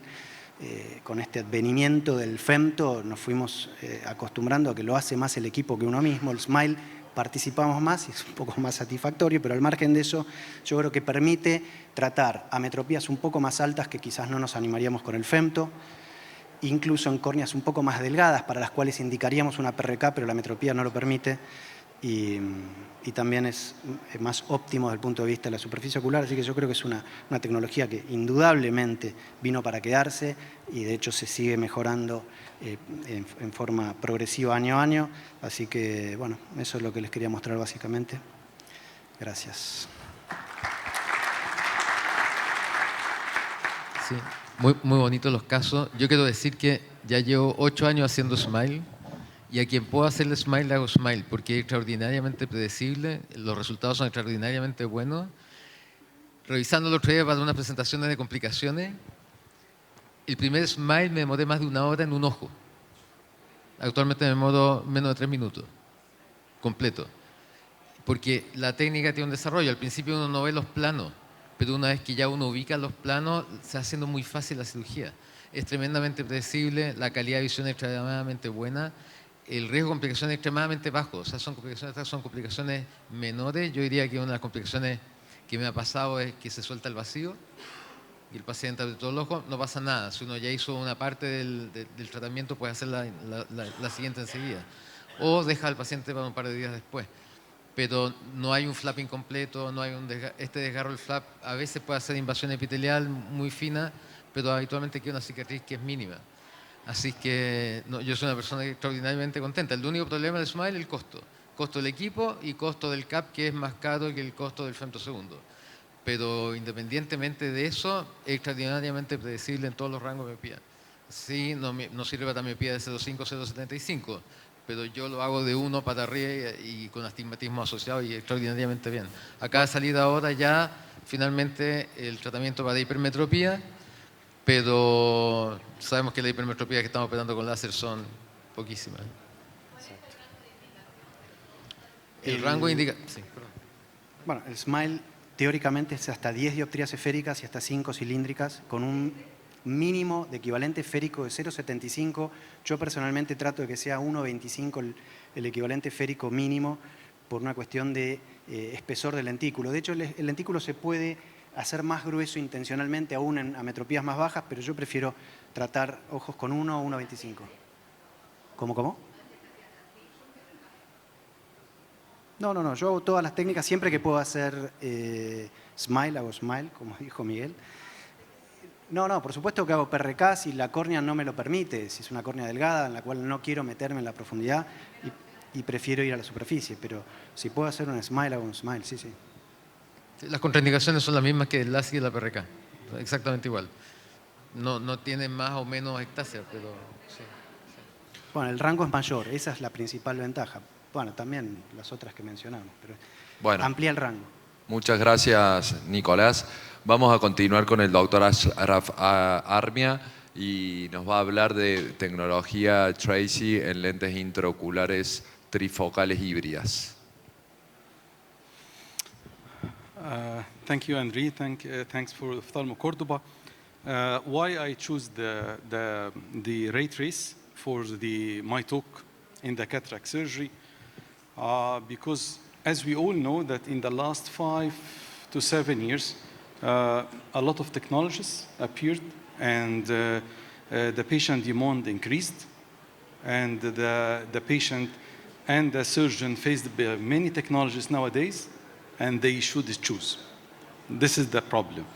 So you should rely on a machine that you can pre-evaluate your patient before choosing a premium expensive technology that the patient was going to suffer. So as I am a consultant to many companies and I do a lot of researches with them, so most of the companies I evaluate the lenses through this Tracy technology. I got the machine since more than 5 years now in my clinic, and all the all the types of IOLs I am evaluating. So I'm going to highlight 2 people who don't have the technology or they don't have a lot of knowledge about this first, then how to use this machine to evaluate correctly the patient for a premium IOLs. Then I'm going to highlight type of lens that I'm using for more than 5 years now. And I have a huge data, and I know that in Argentina it's becoming more popular. So what is iTrace? iTrace, this is so different machines than different, I have a lot of machines.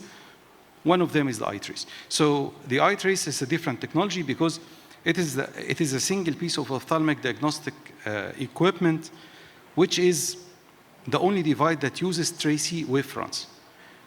What means this? That this device can spot more than 265 spots from the tear film till the retina. And the rays go through and back, and we can evaluate everything. Other devices rely on the Hartmann-Shack sensor, but the iTrace it's a property ray trace technology that can directly replicate what the patient sees. And this is very crucial, especially if the patient have some vitreous floaters and you are going to put a premium IOL and the patient will not going to be happy. This is very crucial. And also the module transfer function. This is one of the most important tool before any premium cataract surgery. If the patient have MTF is bad, he cannot go for trifocal IOL by all means. He can go for any technology, monofocal plus, EDOF lens, but multifocal no. So for people who don't know what's MTF, MTF is one of the most important parameters for the image quality. The image quality, and it has a curve, and the curve I'm going to show you how it is. There is red box, which is usually, most of us say it is the penalty box, don't touch it. So the curve is inside the penalty, you are out. So let's go. Also, as you all know, the dysfunction lens index, which is nowadays it was this name is a name from the trace technology. Before Tracy, there is nothing called lens dysfunction at all. This trace technology, who developed what's lens dysfunction index? Because sometimes you can see the patient with slit lamp with a clear lens, but the patient is not happy by the quality of vision. And the only machine can detect the lens dysfunction. So you can replace the lens in early stages like 40, 45, if the patient has a lens dysfunction index low. So you can make the patient better and quality of vision. And the index is already by this machine. And since 2020, the Journal of Bioscience and Biomedics Engineering, which is the main journal for most of the technologists in the machines, approved this lens dysfunction syndrome and lens dysfunction index through the trace technology since this time. So let's go. What's MD? 2 points we should look when we evaluate a trifocal lens, the MTF and the LDI. What's MTF? Look for this. In this machine, the layout of some of the pictures, you can see with the mouse, I'm moving, I don't know, the mouse is, yes. So this is the red is the penalty box. And it divides the eye into 3 categories.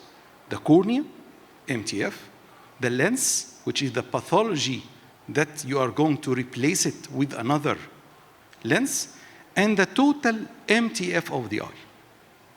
So the cornea you are not going to touch, but it will going to be part of the refractive procedure of the eye. So if the MTF, this yellow line, is outside the penalty box, means that the cornea is fit for a trifocal technology.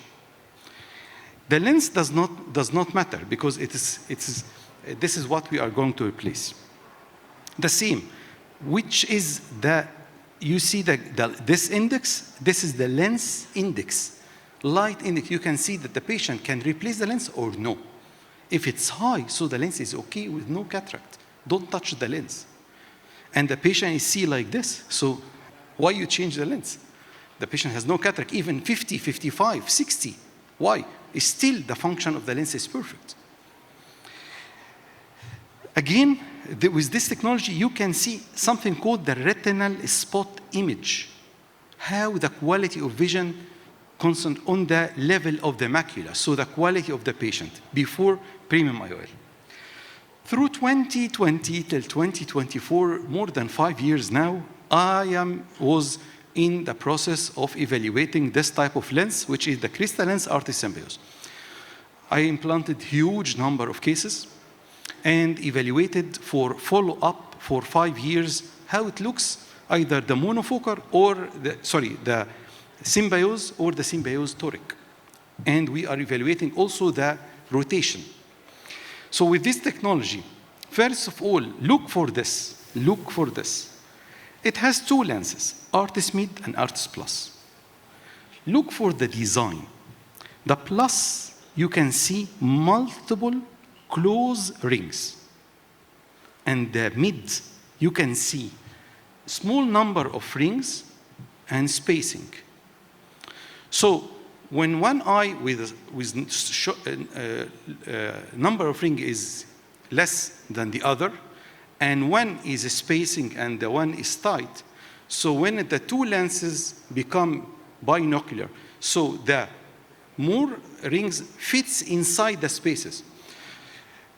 This is why the photopic phenomena, which is approved by the eye trace, is less than if you put a 12 ring here and 12 ring here, like a lot of trifocals.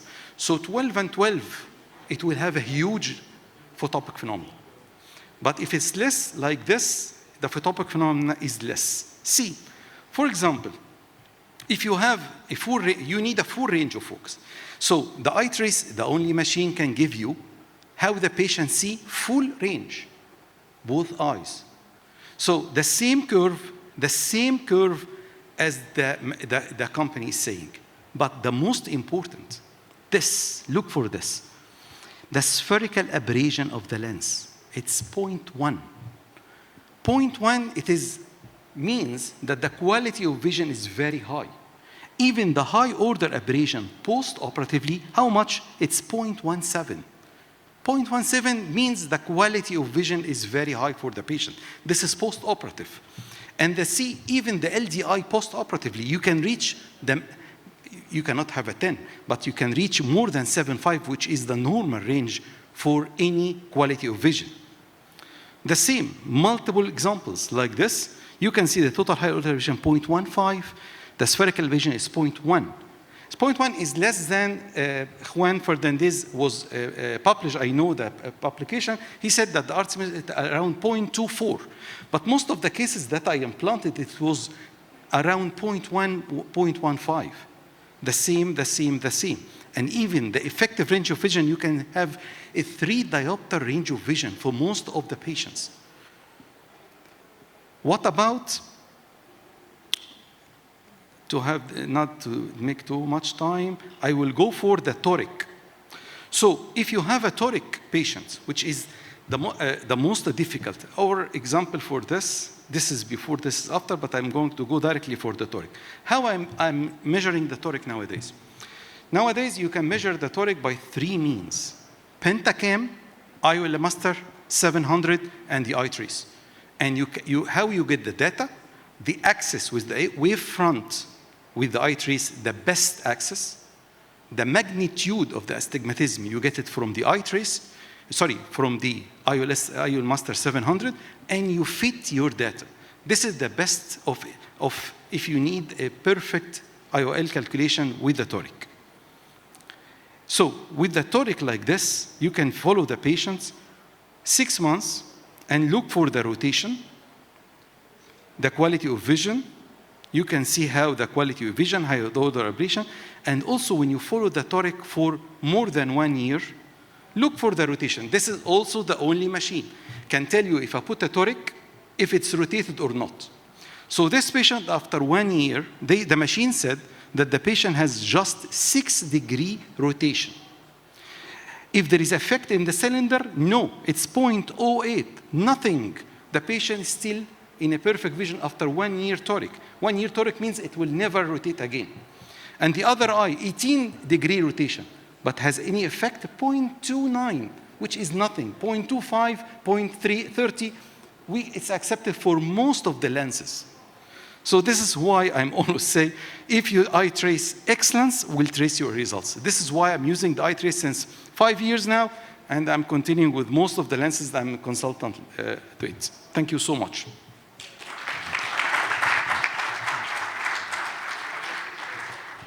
We use iTrace for many years, and I request for every patient before surgery. But I think it's a very good aberrometer. The aberrometry is very exact, but the refraction of the patient is not so confident. Do you think the same one? Sometimes you get the refraction with the iTrace. It depends on 3 things: the light of the room and the accommodation for the patients. So always dim the light. Never go for black room. Dim the light away from the patients, and make the patient look for any distant object. So when you look like this, the normal pupil size will come to the size that is properly to be measured. At that side, you are going to have a very close refraction like the autoref. But the refraction post the trifocal, we don't rely on the autoref. We rely more on the Tracy, because Tracy evaluate the whole power of the lens inside the eye as they are evaluating the toric mark. How they evaluate the toric? The toric is evaluated through the iTrace, because these are rays passes through the cornea and the lens till the retina and back. So they can know where is exactly the axis of the lens. So the same as the power. The power of the autoref only, it is just the central. He just takes the central. If it's little bit decentered, the power will be wrong. So Sometimes you can see on the autoref -1 or +1, and the patient is see 20/20. It does not relate it to the power. So I don't rely more on the power of the autoref, but I rely more on the iTrace. But like this, I was in the beginning, I had a lot of problems. I had a lot of fakes results from the iTrace, really. The only thing I want to highlight why I'm using the wavefront axis. Wavefront axis, it is the actual size of the pupil and the actual axis of the astigmatism in the patient real pupil. If it's using the Pentacam, for example, you choose the pupil. You say 3, you say 4. But with the iTrace, it has a manual and automatic. Never do the manual unless you want more data. But the automatic means that some results say this pupil of the patient, the normal, 3.1. And this is the axis. So this is the usual pupil of the patient with this axis. So when you treat the astigmatism like this, you are treating the actual vision for the patient. Armia, we love your classes. They have a great high level. So thank you very much. Thank you, Sandra. Thank you so much. Thank you. Bueno, de esta forma damos por terminado el módulo.